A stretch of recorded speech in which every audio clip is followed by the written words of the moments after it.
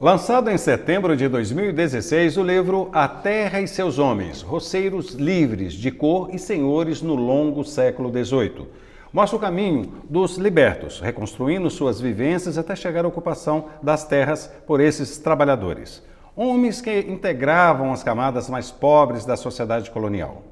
O livro é o resultado da pesquisa no período de 1720 a 1850, quando a Lei de Terras foi promulgada e teve início um sistema diferente para acesso a recursos naturais no território das Minas. O Culto Circuito recebe hoje a professora, historiadora e pesquisadora da UFJF, Mônica Ribeiro. Mônica, mais uma vez, seja bem-vinda ao programa Culto Circuito. E antes da gente começar o nosso bate-bola, nosso bate-papo aqui, parabéns pelo lançamento do livro, que conta mais um pouquinho das nossas histórias e da nossa história voltada principalmente do homem trabalhador. Mônica, vamos lá. A Terra e Seus Homens.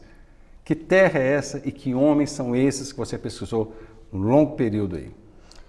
Bem, vamos começar pelos agentes sociais, pelos homens. Os homens são os homens, inicialmente a minha intenção era trabalhar com a população pobre, era trabalhar com o conceito de pobreza.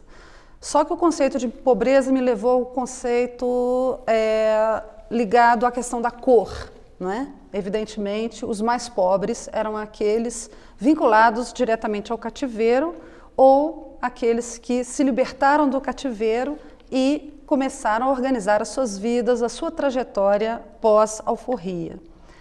Então, os homens são esses, a população livre de cor, que não basicamente ela vai ser negra, proveniente do cativeiro, mas o dado surpreendente é que entre os homens livres de cor encontramos muitos indígenas também, evidentemente, né? Pela miscigenação, né, racial existente no país. Não necessariamente apenas o intercurso racial entre negros e índios, mas a presença do índio realmente, porque o índio, na verdade, ele foi extremamente dizimado, mas parcelas importantes ainda existiam entre a população rural, né, no seio da população rural. Só que esse processo de percepção do índio pelo historiador é muito difícil, porque os índios acabavam se misturando à população de cor, considerada a população de cor na época, e então fica difícil de você perceber o índio e a sua distinção em relação ao negro. Mas ele fazia uma parte considerável dessa população rural.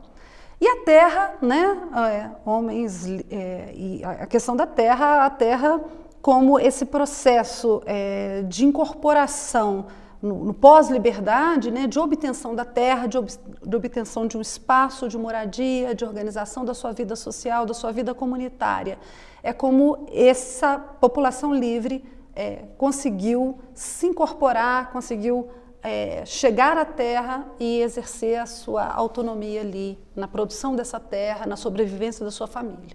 Como era a vida do homem naquele período, Mônica? Nesse período colonial, nesse período seu de pesquisa?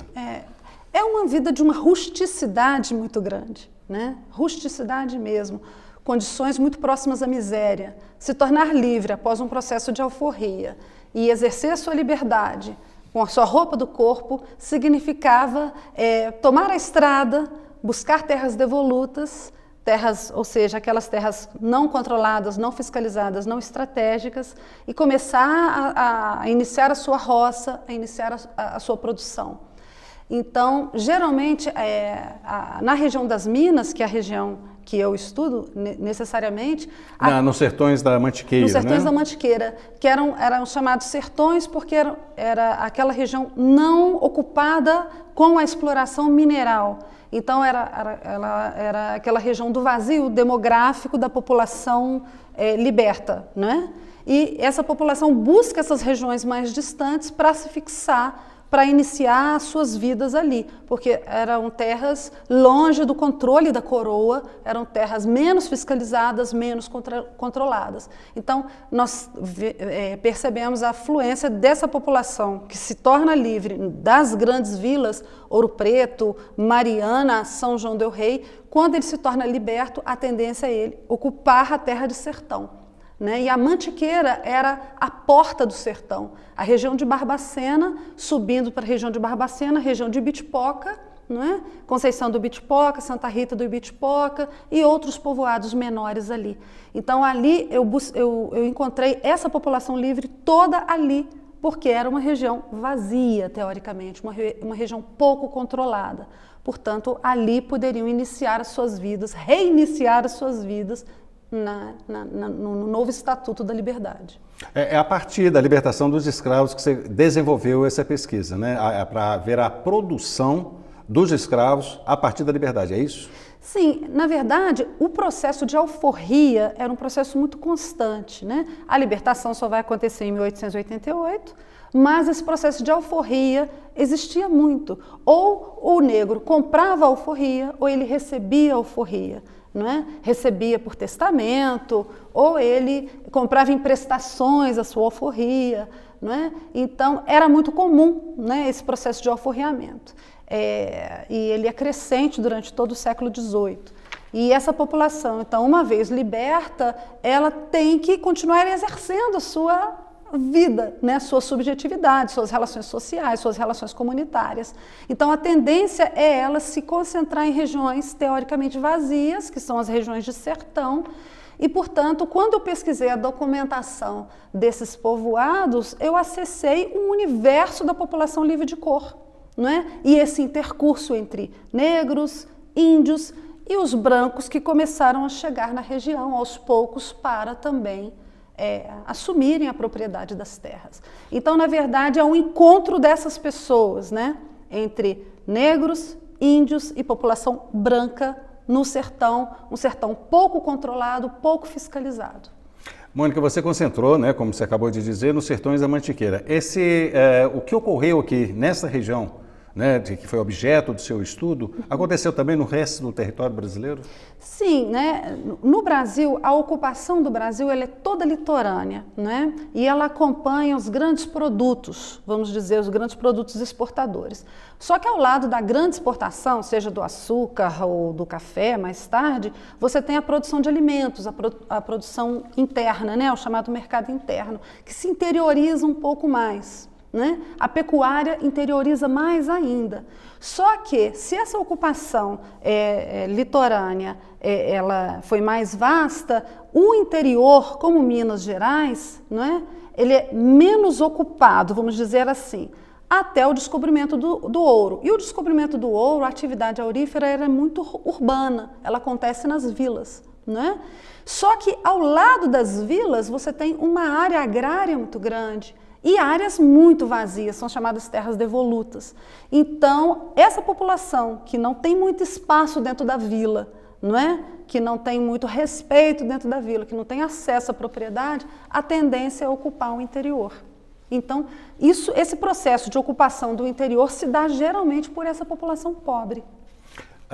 Eu queria saber a participação da família, né? Após a liberdade, né, em 1888, modificou bastante, quer dizer, a liberdade ali que era praticamente o carro-chefe, né? Até a questão do status social dos negros, principalmente, que a partir dali, como você me disse anteriormente, eles eram considerados pardos. Como fica essa relação dessa até mudança de cor junto à questão social, do status social? Sim.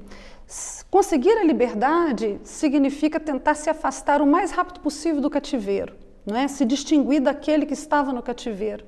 Então, esse homem de cor, ele vai proceder esse processo de fixação na terra e de constituição da sua família, né? Constituição dos seus laços de parentesco.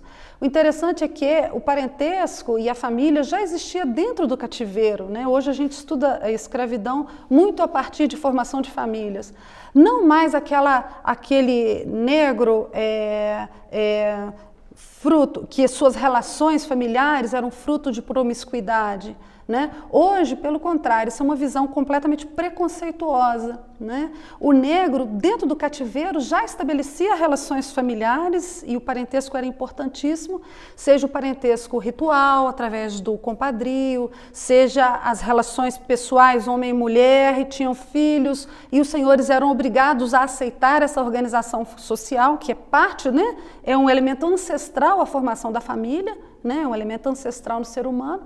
Então, a gente não pode mais entender a escravidão como pessoas, indivíduos indivíduos soltos e com uma vida anormal ou promíscua. Pelo contrário, as organizações sociais e familiares existiam dentro do cativeiro.